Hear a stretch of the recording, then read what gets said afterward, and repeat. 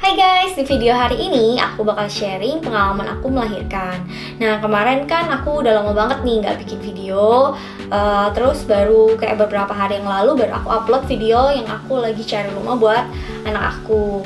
Nah, kemarin tuh sebenarnya aku pengen banget bikin vlog tentang kehamilan aku. Terakhir itu mungkin aku vlog kehamilan udah agak lama sih, kayak cuman sekitar 5 bulan ya, bulan kelima itu aku USG. Nah, sejak itu tuh kayaknya aku udah nggak bikin vlog lagi karena memang aku nggak sempet, dan aku juga sambil ngurusin toko online. Saat ini kan aku lagi bangun brand aku sendiri, Kimiko. Kalau misalnya kalian mau lihat, kalian bisa cari di Shopee.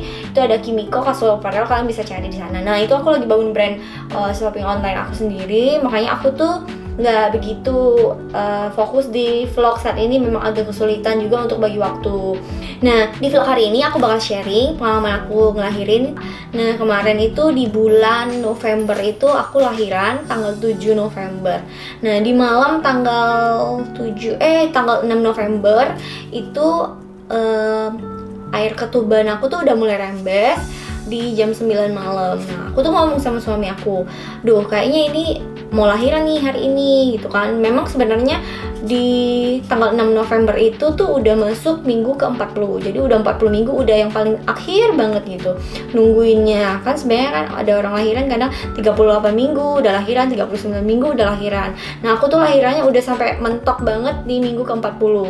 Nah, di minggu 40 itu tuh dokter bilang ini tuh udah nggak bisa ditunggu lagi, karena waktu dicek lewat USG itu plasentanya tuh udah pengapuran udah grade 2. Jadi kayak ini tuh nggak boleh ditunda-tunda lagi. Ada sih beberapa orang yang nunggu sampai 42 minggu. Cuman dokter aku nggak rekomen sama sekali, karena pertama plasenta aku udah pengapuran, terus air ketuban aku emang udah mulai agak rembes-rembes. Memang nggak langsung, kan ada orang yang ketubannya rembes gitu kan. Kalau aku tuh nggak, aku tuh kayak dikit-dikit kayak rembesan pipis gitu loh, dikit-dikit. Setelah itu aku malam itu udah nggak enak banget tidurnya, jadi masih kebangun sekitar sejam 2 jam itu ngerasain ketubannya. Terus kita kan pasti aku tuh ngerasa bener-bener kayak aduh gimana ya ini ya, apa harus ke dokter cek gitu kan. Itu sampai jam 2 subuh itu akhirnya aku cek bener atau enggak itu air ketuban rembes. Itu kan, jadi kalau buat teman-teman yang lagi hamil, kalian bisa beli namanya kertas lakmus, itu buat cek air ketuban kalian tuh rembes atau enggak. Kalau misalnya rembes air ketuban itu, kertas lakmusnya itu berubah warna dari warna pink atau ungu, itu dia berubah jadi warna agak biru atau keunguan gitu. Nah, itu artinya ketuban kalian tuh udah rembes. Nah, karena waktu aku cek itu ketuban aku udah rembes, jadi aku posisinya tuh udah takut ya, udah parno banget. Jadi aku langsung akhirnya jam 2 subuh itu aku bangun pipis, dan suami aku juga kebetulan bangun. Akhirnya kita mutusin untuk berangkat untuk ke dokter, untuk ya udahlah ini emang waktunya udah untuk induksi. Sebenarnya memang di besokannya itu aku udah ada jadwal induksi, cuman jadwal induksi aku tuh di siang, di jam 12 siang. Hubung karena ketuban aku udah rembes banget, aku ngerasain semakin cepat dia keluarnya. Tadinya kan kayak 1 jam gitu kan, terus lama-lama ini tuh bukan 1 jam lagi, kayak 15 menit keluar, daripada habis terus kita nyesel kan. Misalnya kayak kita udah hamil 9 bulan, kita bawa capek-capek susah, terus ya udahlah, aku pikir ini harus dicek gitu, ini kenapa, supaya atau bayinya dalam kondisi yang bagus atau enggak, kondisinya masih bagus atau enggak gitu kan. Nah, pas aku sampai di dokter itu, suster pertama kali langsung tanya kayak ini ada kondisi apa enggak gitu kan. Misalnya kondisi yang sebelumnya, misalnya kayak yang kayak tadi aku bilang plasentanya udah pengapuran, semuanya tuh kita sebutin di situ. Terus dicek jantungnya anak aku dicek masih bagus atau enggak, ketubannya dicek lagi masih banyak atau enggak, kayak gitu. Nah, itu tuh jam 3 itu aku dicek kondisinya sampai akhirnya. Terus si suster itu kan gak ada dokter kondisinya, hanya suster jaga aja. Nah, suster itu langsung infoin ke dokternya kalau kondisi aku tuh gini, dikasih tahu ke dokter. Nah, dokter tuh bilang supaya aku tuh segera diinduksi di jam 4 subuh pagi. Nah, suami aku tuh kebetulan saat itu tuh ada pekerjaan yang nggak bisa ditinggal. Jadi suami aku tuh kerjanya foto ya, fotografer. Jadi dia tuh nggak bisa apa ya, misalnya kalau kalian tahu kerjaan fotografer itu kan nggak bisa kayak kita cari pengganti di hari yang mendadak gitu kan, langsung, apalagi itu subuh, nyari orang kan pasti kondisinya posisinya lagi tidur enak-enak, jadi kan nggak memungkinkan untuk digantikan mendadak. Jadi ya udah, aku bilang sama suami aku, udah nggak apa-apa, kamu kerja aja. Jadi aku kondisinya sendiri aja nggak apa-apa kok, karena aku pikir ada suster yang nemenin juga kan, yang ngecek nanti setiap bukaan berapa tuh dicek gitu kan. Jadi kan ya udahlah, nggak apa-apa gitu, kalau emang harus pergi kerja ya udah pergi aja, nggak apa-apa, aku sendiri aja gitu. Ternyata pas udah diinduksi di jam 4, akhirnya suami aku pergi tuh, berangkat jam 3.45. Jadi dia pergi berangkat. Nah, jam 4 itu aku kasih tahu, aku chat, terus aku kasih tahu aku udah diinduksi nih gitu. Pas aku udah diinduksi, dia bilang, oh cepet banget, padahal dia pikir tuh aku tuh dijadwalkan jam 12. Cuma maksudnya masuk ketemu suster itu dikasih apa, dicek dulu ketubannya gimana, tapi tetap dijadwalkan jam 12.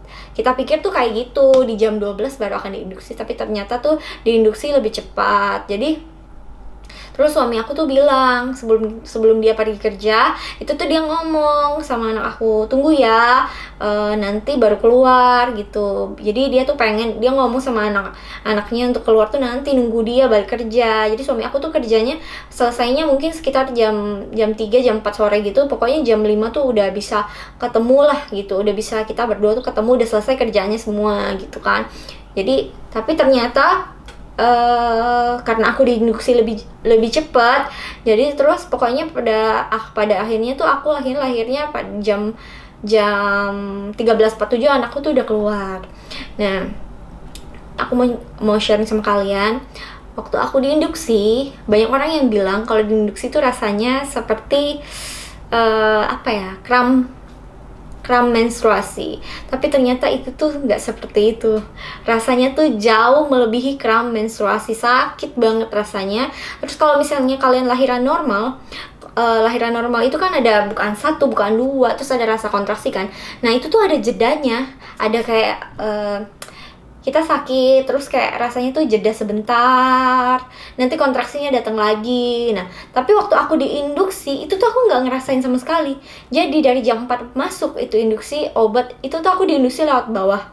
Jadi obat masuk lewat bawah, udah nggak ada jeda sama sekali, rasa sakit tuh udah mulai.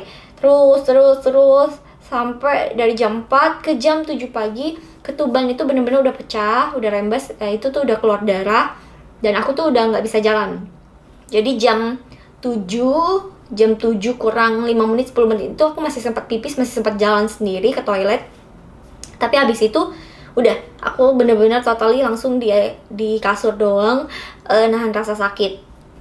Sampai akhirnya, terus karena posisi suami aku kan kerja ya, ninggalin aku, jadi aku kan sendiri. Nah kebetulan kakakku tuh chat aku, dia kan taunya aku tuh jadwal induksinya tuh siang, terus ditanya udah berangkat belum gitu kan. Terus aku bilang aku udah di dokter, udah diinduksi bahkan. Terus dia kaget, loh kamu sendirian dong. Terus akhirnya singkat cerita kakak aku tuh buru-buru nyusul aku kan, supaya bisa nemenin aku lahiran. Nah jadi aku tuh lahiran ditemenin sama kakak aku. Nah terus pas itu kakak aku nyampe, ketemu aku tuh di jam 9 pagi. Jam 9 pagi itu aku tuh posisinya udah bukaan 2 kalau nggak salah, bukaan 2. Terus naik, terus dicek lagi sama suster, terus aku bilang, duh ini sakit banget, bukaan 2 aja tuh udah sakit banget. Terus aku bilang, ini gimana mau masuk bukaan yang lain nih, udah nggak bisa. Aku tuh udah, handphone tuh aku udah nggak pegang sama sekali. Terus ya aku nggak tahu sih, pokoknya aku rasa kalau misalnya itu bisa dibikin memori, muka aku juga pasti udah jelek banget. Terus kan aku nahan rasa sakit, sampai jam berapa ya, jam 11, jam 10 itu suster datang, dia cek lagi bukaannya, Terus suster bilang, ini bukaan belum maju ya, belum. Terus aku langsung bilang, aduh masa belum maju-maju sih, ini kan dari jam 4 subuh aku tuh udah diinduksi kan, udah sakit banget. Jam 7 aku udah ketuban rembes, udah keluar darah, udah gak bisa jalan. Terus jam 9 bukaan 2, harusnya kan ya minimal adalah nambah bukaan. Jadi kan kita juga ngerasa bukaannya nambah loh gitu, nambah 1, nambah 2 itu tuh lumayan kan, misalnya kalau udah 2 ke 4 misalnya gitu. Terus akhirnya suster bilang, terus aku bilang udah deh, aku kayaknya nggak bisa deh, udah aku udah nggak mau lagi. Terus aku pengen pakai epidural kan tadinya, terus tapi ternyata suster bilang udah nggak apa-apa, kamu tuh bisa. Aku nggak pakai epidural sama sekali, dan aku tuh nahan rasa sakit itu sampai akhirnya aku tuh selesai lahirin Sera. Nah pas jam 10 suster bilang bukaannya tuh belum nambah-nambah, suster yang lain tuh masuk untuk ngecek. Nah dia tuh cek bener-bener, terus kayak jarinya itu masuk lewat bawah tuh ngecek, kayak agak bantu dibuka sedikit gitu. Terus aku juga bisa rasain sih, jadi bukaan 4. Akhirnya susternya tuh bilang, oh enggak bu, ini udah bukaan 4 kok gitu kan. Terus aku bilang, oh ya udah. Terus aku bilang, kok susah banget. Aku bilang, ini gimana nih. Terus aku tuh udah pucat banget, udah sakit banget posisinya, udah ngerasain kayaknya udah deh mau sesar aja deh, aku mau sesar aja kan. Terus susternya bilang, jangan bu, sayang banget, ini tuh udah mau setengah, udah mau kebukaan 5, ngapain mau sesar, katanya nanti kalau sesar tuh lama loh pemulihannya kayak gitu kan. Terus aku masih sempat mikir, aduh iya ya, soalnya kan emang aku tuh sempat pikir nanti setelah lahiran memang aku kan bakal sendiri ngurus anak aku kan, aku lagi bakal susah gitu kalau misalnya aku operasi kan, pemulihannya lama segala macam. Jadi nggak mau, pengennya emang normal gitu. Akhirnya suster bilang tahan aja ya bu, tahan. Terus aku disuruh minum, suruh makan biar ada tenaga kan. Aduh aku tuh bener-bener udah nggak bisa makan minum. Lihat aja aku tuh udah sama sekali nggak nafsu sama sekali sama makanan. Terus susternya bilang, makan bu, makan biar ada tenaga buat ngeden. Terus katanya ini udah bentar lagi loh, paling sebentar lagi itu naik lagi ke bukaan 6. Jadi itu kan waktu dibilang bukaan 4 itu hampir jam 10 ke jam 11. Nah di jam 11 itu nanya lagi, ini udah belum? Karena aku tuh ngerasa sakit banget, sakit. Aku bilang, ini tuh udah ada yang mau keluar loh, udah ada rasa, udah nggak tahan banget, udah mau keluar. Terus susternya bilang, belum bu, belum, jangan ngeden ya, jangan ngeden. Aku tuh dikasih tahu suster, jangan ngeden. Misalnya kalau kita ngeden, kita paksa ngeden sebelum bukaan lengkap, nanti di bawah tuh bisa robek kemana-mana, dan nanti jahitnya tuh baik banget gitu. Terus kalian juga bisa pendarahan kayak gitu dan semacamnya kan. Jadi nggak boleh, pokoknya bener-bener diwanti-wanti nggak boleh ya bu. Sampai susternya itu nungguin aku sampai di jam setengah 12. Susternya bilang, bu dicek lagi kan, susternya bilang, bu ini tuh udah bukaan 8 kayak gitu. Terus sampai jam 12 itu aku nggak nanya lagi, terus susternya tiba-tiba udah bilang bu udah boleh ngeden ya gitu. Jadi aku asumsiin jam 12 itu udah bukaan lengkap ya, karena suster udah boleh aku untuk ngeden. Nah di jam 12 lewat dokter datang, itu pakai APD segala macam kan, kita juga lagi lahiran di musim pandemi kayak gini kan. Dokter pakai APD, udah nyiapin sarung tangan semuanya. Terus dokter bilang, ayo ngeden. Aku tuh seneng banget pas dibilang boleh ngeden tuh, aku ngeden sekuat tenaga. Tapi anaknya nggak keluar sama sekali juga. Terus aku bilang sama dokter, dok ini kok nggak keluar. Aku tuh udah bener-bener tuh sekuat tenaga loh ngeden, dan ngeden aku tuh bener, bukan ngeden yang salah ya. Kadang kan ada ibu yang ngedennya salah, jadi belajar lagi. Nah aku tuh ngedennya udah bener, dari awal tuh udah bener. Dokter udah bilang, iya bu ini bener cara ngedennya.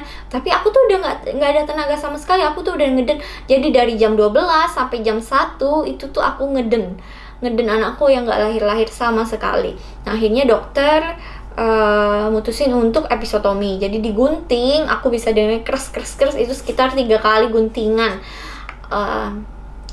Jadi kayaknya itu digunting lumayan ya. Kalau aku ngerasain di jahitannya tuh lumayan banyak digunting dan lumayan gede jahitannya, sobekannya. Jadi pas itu digunting, asumsi aku, oh kalau udah dibantu episiotomi, anak aku bisa keluar dong gitu kan. Aku udah seneng juga posisinya, dan aku langsung ngedennya tuh dengan bener-bener full power banget. Aku udah coba, tapi ternyata nggak keluar juga. Akhirnya dokter bilang, Bu, coba ya ngeden terakhir kali lagi, ngeden lagi. Bener-bener dokternya tuh bantu juga, sama susternya juga bantu apa, nekan perut aku gitu. Jadi dia bantu untuk keluarin anaknya gitu kan. Tapi syaratnya aku harus ngeden ya. Jadi bukan perut aku ditekan, tapi aku diem aja gitu. Nah, aku ngeden sekuat tenaga, terus si susternya 2 atau 3 itu sekitar nekan perut aku, dokternya nunggu anaknya nggak keluar juga. Akhirnya dokter bilang, ya udah Bu, ini divakum ya. Terus akhirnya dokter ambil alat vakum. Aku udah pasrah, udah pas dokter vakum itu anakku langsung nangis kenceng banget. Terus anak aku langsung dibersihin sama suster dan ditaruh di penghangat, di kasur penghangat. Kan ada tuh kasur bayi buat ngangetin dia kan. Jadi dedeknya tuh, si Sarah tuh baring di sana. Jadi Sarah tuh kondisinya keluar nangis, abis itu cuma sebentar, gak sampai 5 menit dia diam, dibaringin di penghangat. Nah, setelah itu aku tuh ngalamin pendarahan terus menerus sampai suster yang nanganin Sarah, yang bersihin Sarah, yang ngebedongin Sarah itu langsung diminta sama dokter tuh untuk nanganin aku, karena begitu seriusnya itu kondisi aku. Terus dokter tuh sempat